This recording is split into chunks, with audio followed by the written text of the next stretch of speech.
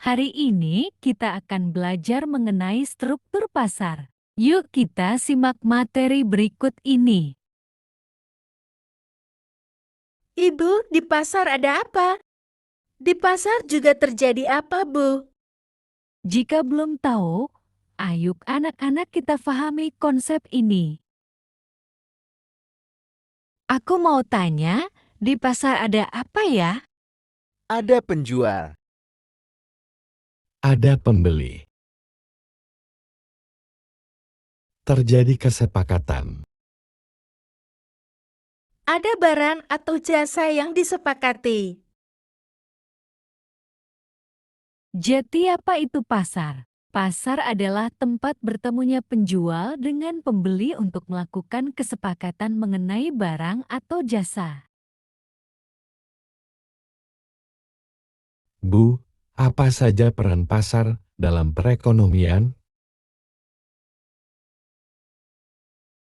1. Pasar sebagai sarana distribusi. Berikut ini merupakan kegiatan produksi. Ketika barang sudah diproduksi, maka akan dibeli oleh konsumen untuk dikonsumsi. Namun, bagaimana cara konsumen mendapatkan barang tersebut?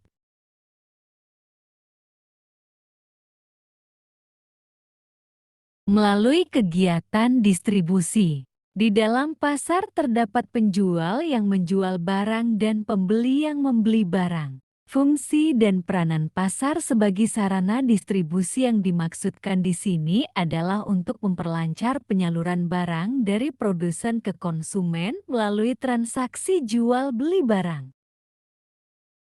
2. Pasar sebagai sarana pembentuk harga. Pasar mewujudkan kesepakatan harga antara penjual dan pembeli. Ketika pembeli bertemu dengan penjual dan melakukan tawar-menawar harga, maka akan tercapai suatu kesepakatan hingga terbentuknya harga. Pembeli biasanya membeli barang dengan memperhitungkan manfaat atau kegunaan dari barang, sedangkan penjual biasanya memperhitungkan laba yang diinginkan.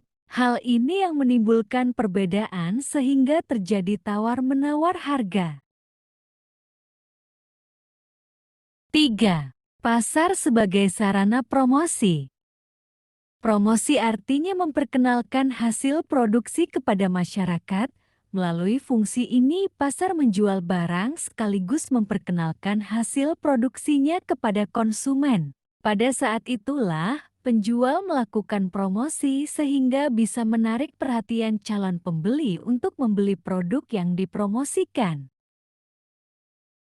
4. Mengatur kegiatan produksi. Dalam kegiatan proses produksi, perusahaan membutuhkan faktor-faktor produksi di pasar input. Kebutuhan ini dapat ditemukan oleh perusahaan di pasar faktor produksi. Indikator harga yang terjadi di pasar tentu saja memengaruhi kebijakan perusahaan dalam memproduksi suatu barang atau jasa.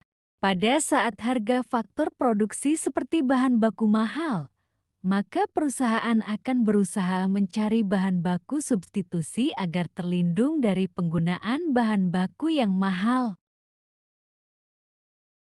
5. Menentukan jumlah pembelian penjualan. Pertemuan antara penjual dan pembeli di pasar dapat menentukan jumlah pembelian dan penjualan. Konsumen yang membelanjakan uangnya dibatasi oleh jumlah uang yang terbatas. Jumlah unit barang yang dibeli tentu saja tergantung dari kemampuan konsumen. Demikian pula dengan produsen yang akan membeli faktor-faktor produksi. Jumlah unit yang akan dibeli tentu saja dibatasi oleh dana yang dimiliki oleh produsen. 6. Menentukan jumlah persediaan.